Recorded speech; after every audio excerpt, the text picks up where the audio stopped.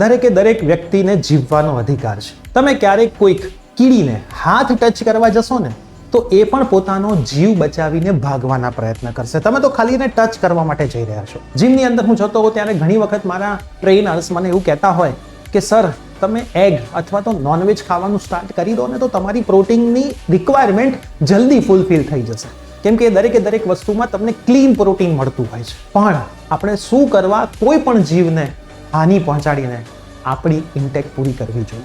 હું અહીંયા ક્યાંય વિરોધ નથી કરતો નોનવેજ ખાનારા અને એગ ખાનારા. એ દરેકે દરેકની પોતપોતાની અલગ માઇન્ડસેટ સેટ થયેલા છે.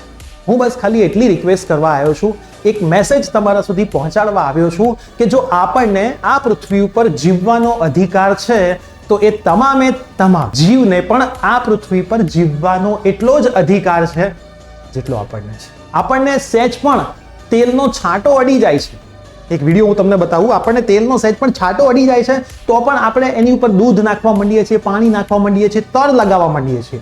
અને એ લોકોને જ્યારે તમે ફ્રાય કરો છો અને તમે એમને ખાઓ છો ત્યારે એમની કેવી હાલત થતી હશે, ખાલી તમે એક વખત વિચારીને જોજો. થોડાક મોજ શોખ માટે, આપણા જીભને ટેસ્ટ આપવા માટે, કાં તો આપણી પ્રોટીન ઇન્ટેક પૂરી કરવા માટે આપણે શું કરવા આ બધી વસ્તુઓ કરવી જોઈએ. તમે મારી જોડે સહેમત હોય તો કમેન્ટ કરીને જજો, સહેમત ના હોય તો પણ કમેન્ટ કરીને જજો.